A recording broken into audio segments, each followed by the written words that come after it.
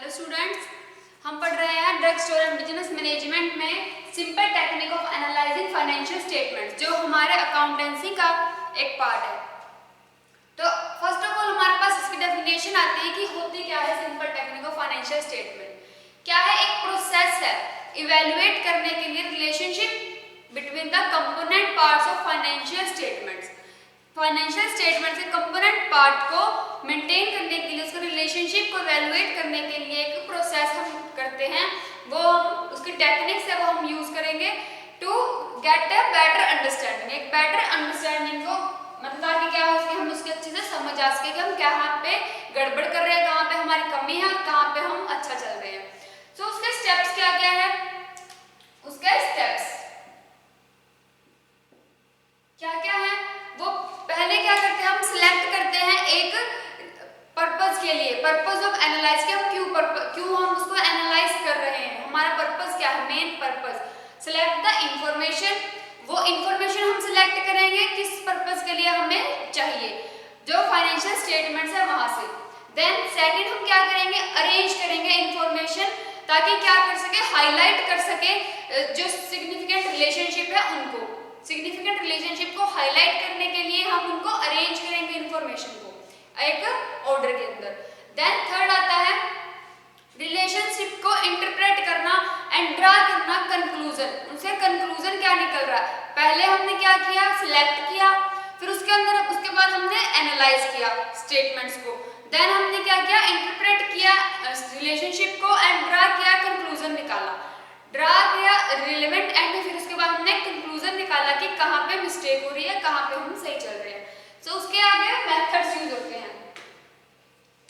Steps के बाद हमने ये एनालाइज कर लिया, कंक्लूजन निकल गया, देन मेथड्स। कौन कौन से मेथड यूज होते हैं? सबसे पहले आता है कंपैरेटिव फाइनेंशियल मेथड। कंपैरेटिव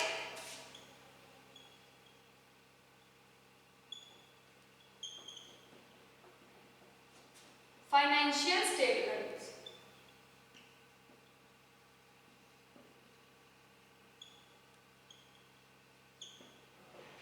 जितनी भी हमारे बिजनेस से रिलेटेड, फॉर्म से रिलेटेड जितनी भी स्टेटमेंट्स होते हैं, हम उनको क्या करते हैं, सबसे पहले कंपेयर करके देखते हैं कि दूसरी जो हमारे पहले वाली थी, मान लो किसी में प्रॉफिट ज्यादा हो रहा था, तो हम उसके साथ कंपेयर करके देखेंगे, तो वो हो गई हमारे कंपैरेटिव फाइनेंशियल स्टेटमेंट। सेकंड आता है common size financial statement. Common size financial statement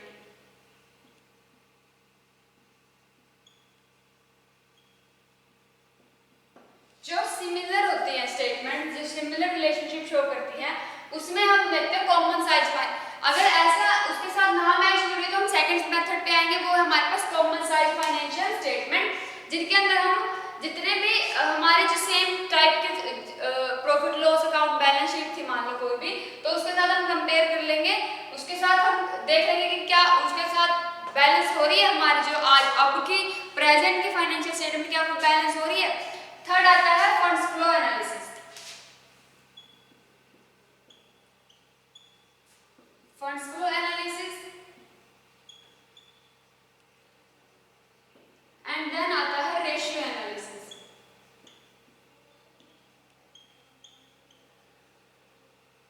ये चार मेथड हम यूज करते हैं टेक्निक जो फाइनेंशियल स्टेटमेंट्स को एनालाइज करने के लिए। मेनली हम रेशियो एनालिसिस का यूज करते हैं, ठीक है। सबसे पहले आता है रेशियोज। रेशियोज क्या होते हैं?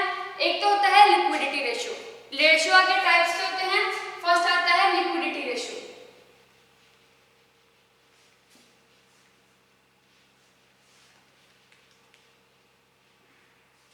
First is liquidity ratio.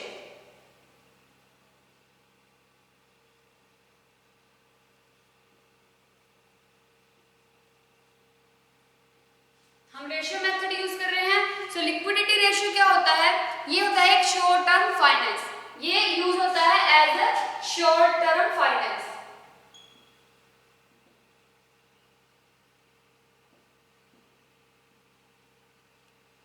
हम इसको शॉर्ट टर्म फाइनेंस जब होता है तो उस टाइम यूज करते हैं लिक्विडिटी रेशियो। होता कैसे है इसके अंदर? आगे आता है करंट रेशियो। करंट रेशियो में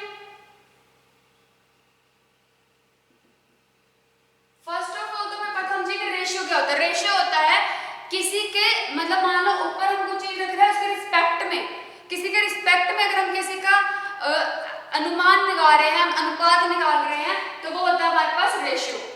तो उसके बाद आता है करंट रेशियो। करंट रेशियो कैसे निकलेगा? करंट एसेट से डिवाइड बाय करंट लायबिलिटीज। कितने हमारे पास करंट अभी प्रेजेंट में एसेट्स हैं एंड कितनी लायबिलिटीज है, सो करंट लायबिलिटीज। ऐसे डिवाइड करके हम निकाल सकते हैं करंट रेशियो। उसके बाद आता है क्विक रेशियो। सेकंड नंबर पे आती है, जो था फर्स्ट लिक्विडिटी रेशियो का करंट रेशियो। करंट रेशियो के बाद हमारे पास आता है क्विक रेशियो, मतलब कि तुरंत की तुरंत अगर हमें कोई रेशियो निकालना हो तो वो हम क्विक रेशियो के अंदर निकालेंगे। इसको हम एसिड टेस्ट रेशियो भी कह सकते हैं। एसिड टेस्ट रेशियो मतलब जो तुरंत ही अपना प्रभाव दिखाए, अपना कंक्लूजन दे, जो तुरंत ही अपना रिजल्ट दिखाए, वो होता है क्विक एसेट्स। अगर क्विकली कोई एसेट्स में तो quick assets divide by current liabilities.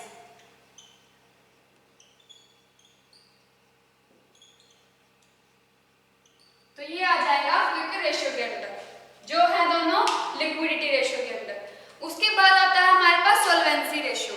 Solvency ratio को हम कह सकते हैं लेवरेज रेशियो भी।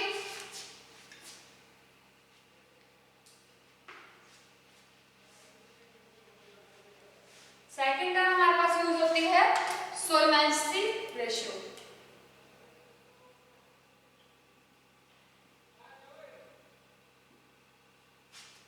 सॉल्वेंसी रेशियो क्या होता है? इसको हम लिटरेचर जो लेवरेज रेशियो भी बोल सकते हैं, leverage also known as leverage ratio.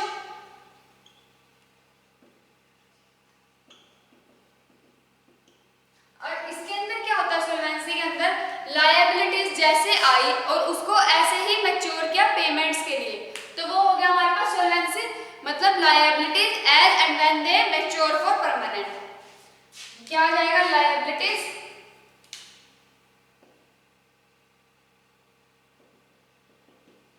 as and when they mature for permanent। तो वो आ गया हमारे लायबिलिटीज के अंदर सॉल्वेंसी रेशियो।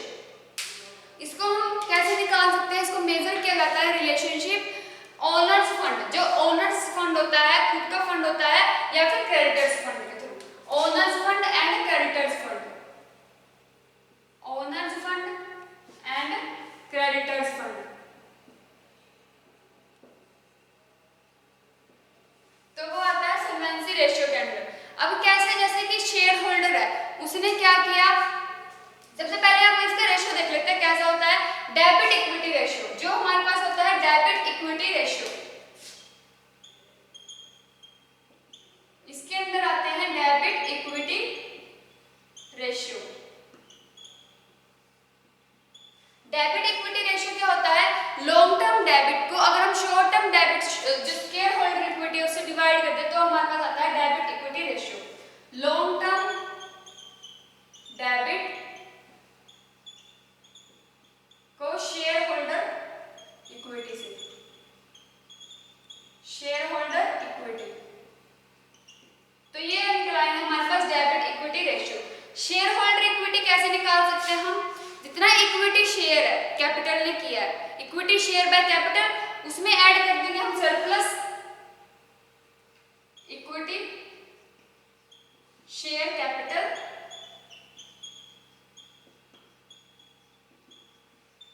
प्लस आ जाएगा सरप्लस। सरप्लस और इक्विटी शेयर कैपिटल में अगर हम ऐड कर दे preference share capital, preference share capital, तो ये तीनों मिलकर बनाते हैं share holder equity. Share holder equity को हम कैलकुलेट कर सकते हैं, इक्विटी शेयर कैपिटल दे रखा हो, सरप्लस दे रखा हो, प्रेफरेंस शेयर कैपिटल दे रखा हो, तो हम इसकी शेयर होल्डर इक्विटी निकाल सकते हैं। सेकंड आता है debit to the total capital. Second ratio आता है debit to the total capital.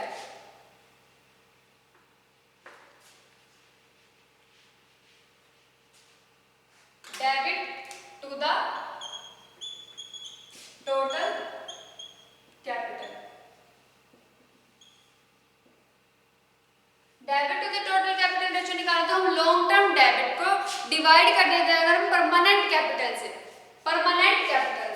यहाँ पे आ जाएगा लॉन्ग टर्म डेबिट डिवाइड कर दे permanent capital,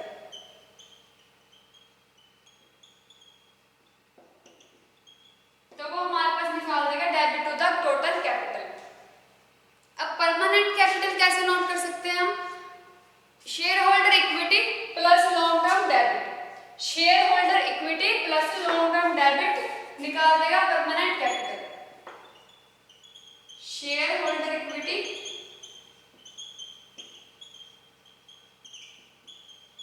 plus long term debit,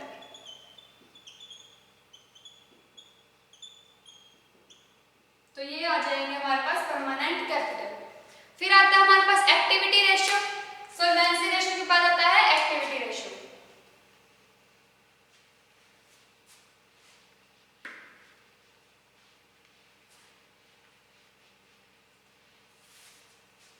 then activity ratio,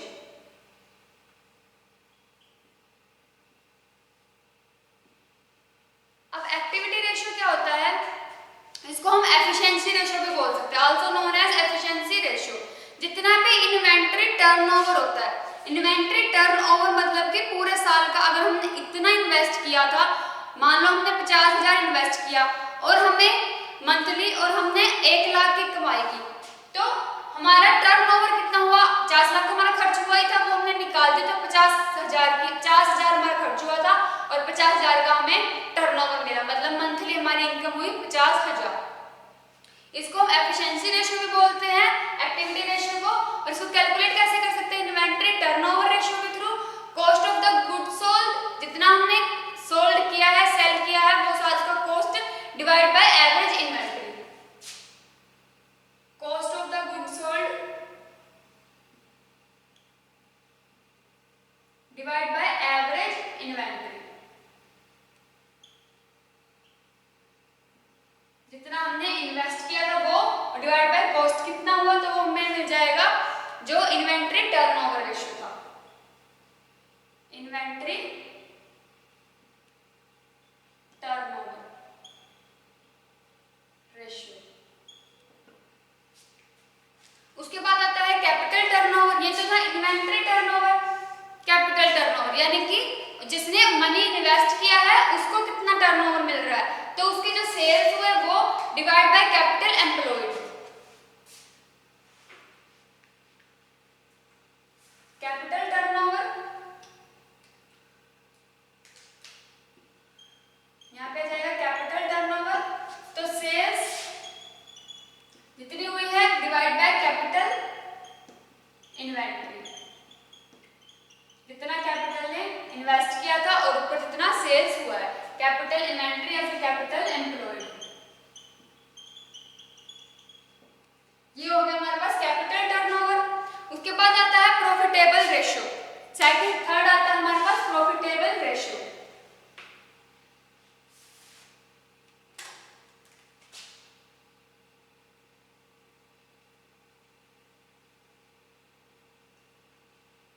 profitable ratio के अंदर आता है ग्रॉस प्रॉफिट। जितना भी प्रॉफिट वाला रेशियो है वो हम प्रॉफिटेबल रेशियो के अंदर निकालेंगे।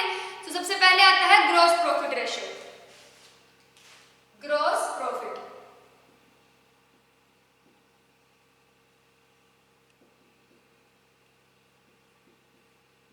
ग्रॉस प्रॉफिट, प्रॉफिट कैसे होता है? जितना हमने नेट गेन किया है, तो ग्रॉस प्रॉफिट यानी कि हमने कितना कंप्लीट गेन किया है, यहाँ पे आ जाएगा gross profit divide by net cell, जितना हमने सेल किया है इनटू में 100। तो ये एफिशिएंसी निकल जाएगी यहाँ से इसकी। तो ग्रॉस प्रॉफिट को अगर हम नेट सेल से डिवाइड कर दें तो वो हमारे पास आ जाता है gross profit ratio.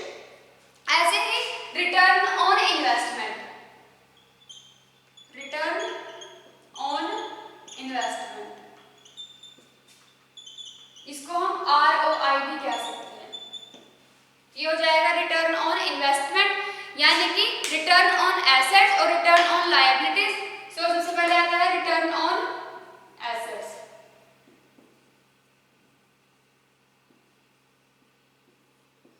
Return on assets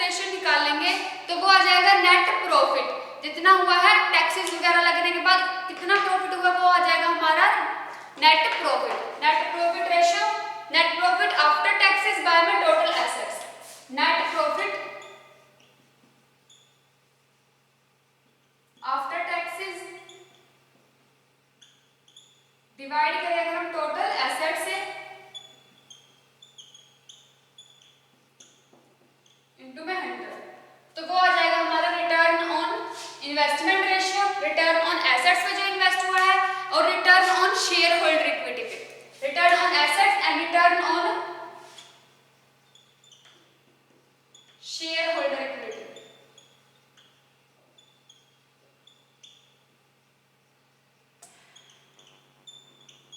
share holder equity में रिटर्न, नेट प्रॉफिट लॉस, जितना नेट प्रॉफिट हुआ आफ्टर टैक्सेस वो divide by equity share capital, जितना कैपिटल शेयर करता है इक्विटी वो, इनटू में 100, प्लस उसके अंदर हम ऐड करेंगे preference share capital plus retained earning, preference share capital plus retained earning, तो हमारा आ जाएगा return on share holder equity. क्या क्या हमने ऐड किया, सबसे पहले हमने निकाला net profit gains after equity after taxes, net profit after taxes divide by equity share capital into 100, plus में preference share capital plus retained earning, preference share capital plus retained earning. So ये हो गया हमारे पास return on assets, उसके investments. उसके बाद आता है मिसलेनियस रेशियो या फिर मिसलेनियस रेशियो,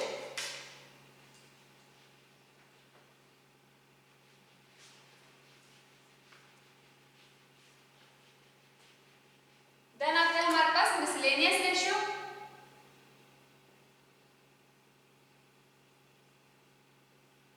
मिसलेनियस रेशियो के अंदर आता है अर्निंग पर शेयर, कि एक शेयर पे हमने कितना अर्न किया है। जब हमें अमाउंट कलेक्ट करनी हो हर शेयर के बाद, तो हम निकालते हैं earning per share.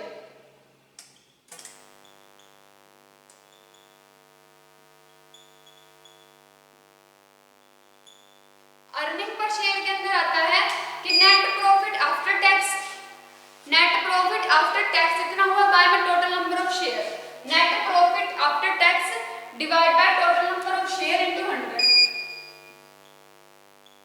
Net profit after tax divide by total number of share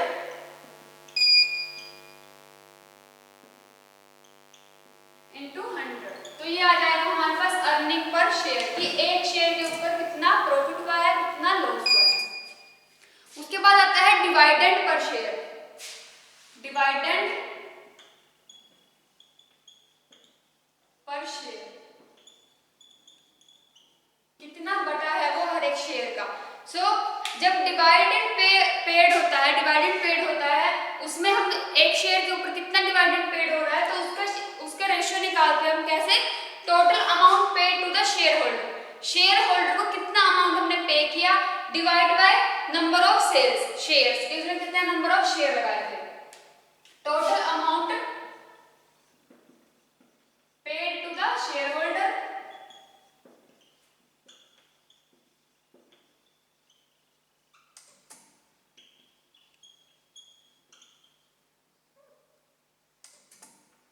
divide by total number of shares into में 100, तो ये आ जाएगा हमारे पास डिविडेंड पर शेयर। उसके बाद आता है dividend pay out ratio, dividend pay out ratio क्या होता है, जो शेयर होल्डर रिटर्न करते हैं वो होता है डिविडेंड पे आउट रेशियो। उसको निकालते हैं dividend per share divide by earning per share, dividend pay out ratio क्या होता है, dividend per share divide by earning per share,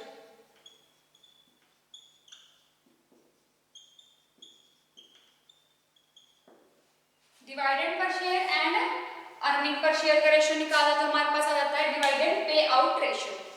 उसके बाद आता है डिविडेंड यील्ड रेशियो, यील्ड मतलब कि हम जो रिजल्ट निकालते हैं वो हमारी यील्ड होती है, आखिरी में जो हमारा जितने भी बचता है वो सारा हमारा यील्ड होता है। सो डिविडेंड यील्ड रेशियो कैसे निकालेंगे, dividend per share divide by market value of the share, divided per share divide by market value of the share. उसके बाद earning yield ratio, earning yield ratio निकालनी होती है जब हमें रिटर्न करना होता है टू द शेयर होल्डर को, शेयर होल्डर को रिटर्न करना होता है किसके रिस्पेक्ट में, मार्केट वैल्यू के रिस्पेक्ट में। जब हमें शेयर होल्डर को उसके शेयर्स रिटर्न करने होते हैं तब हम निकालते हैं earning yield ratio. Earning yield ratio में क्या निकलता है, market value of the share divide by earning per share. ठीक है, market value of the share, कितना मार्केट वैल्यू चल रहा है, divide by earning per share. Then आता है इंटरेस्ट कवरेज रेशियो।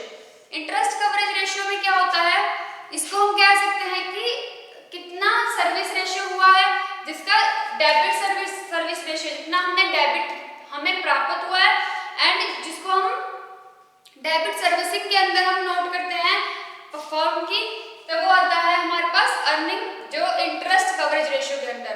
सो इसको कैसे नोट करते हैं इंटरेस्ट कवरेज रेशियो के, जितना प्रॉफिट हुआ है नेट प्रॉफिट किससे पहले, जब डिडक्शन से पहले, जितना नेट प्रॉफिट हमें हुआ है इंटरेस्ट और टैक्सेस से पहले, इंटरेस्ट और टैक्सेस के डिडक्शन से पहले जितना हमें नेट प्रॉफिट हुआ है उसको अगर हम डिवाइड करते हैं फिक्स्ड इंटरेस्ट चार्जेस से तो वो आ जाता है हमारे पास इंटरेस्ट कवरेज रेशियो। देन अब ये तो था हमारे पास सारे रेशियोज आ गए। सो इसकी एडवांटेजेस क्या है रेशियो एनालिसिस की, ये हमें हेल्प करता है इजियर एंड बेटर अंडरस्टैंडिंग में प्रॉफिट एंड लॉस अकाउंट को एंड जो बैलेंस शीट हो, balance sheet and profit and loss account को समझने में हमें हेल्प करता है रेशियो एनालिसिस। कितना हमें प्रॉफिट हो रहा है, कितना हमें लॉस हो रहा है, वो इजीली पता चल जाता है। उसके बाद एक फर्म की हम कंपेयर करके दूसरे फर्म के साथ पता लगा सकते हैं कि हमें कितना प्रॉफिट हो रहा है, तो हम उसमें हेल्प करता है शेयर एनालिसिस की, उनके रिस्पेक्ट में, दूसरे फर्म के रिस्पेक्ट में हमारा फर्म कितना प्रॉफिट गेन कर रहा है, कितना हमें लॉस हो रहा है, तो हम उसका कैलकुलेशन कर सकते हैं।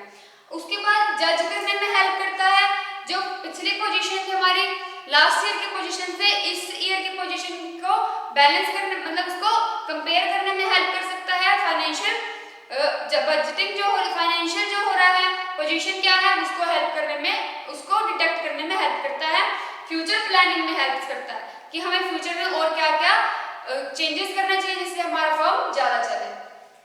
इसके कुछ डिसएडवांटेजेस भी हैं कि अगर ऐसा हो कि कोई ऐसा जर्नल ऐसा गलत उसके अंदर एंट्री हो गई हो, या फिर इंफॉर्मेशन जो फाइनेंशियल स्टेटमेंट्स के अंदर इंफॉर्मेशन है वो गलत रॉन्ग रिकॉर्ड हो गई हो, तो फिर वो बैलेंस शीट की वजह से, जो हमारे रेशियोज की वजह से क्या हो जाता है, गलत रिजल्ट्स आ जाते हैं। एक इंडिकेटर्स है ये यूजफुल, बट इनको कंपेयरिंग के लिए हम इजीली यूज कर सकते हैं, एक कंपेयर के दूसरे कंपेयर के लिए, और तो किसी काम नहीं है। बस रेशियो हमें हेल्प करता है कि हम दूसरे फर्म के साथ अपना फर्म कितना चल रहा है और दूसरे के रिस्पेक्ट में हमें कितना प्रॉफिट हो रहा है। सो ये सारे क्या इसके डिसएडवांटेजेस भी हैं हर एक चीज का, जिसका एडवांटेजेस है उसके डिसएडवांटेजेस भी होते हैं। तो रेशियो एनालिसिस के एडवांटेजेस के साथ साथ डिसएडवांटेजेस भी हैं। सो यहाँ पे हमारी टेक्निक्स जो एनालाइज करने की थी फाइनेंशियल स्टेटमेंट को, तो ये फिनिश होती है। Thank you.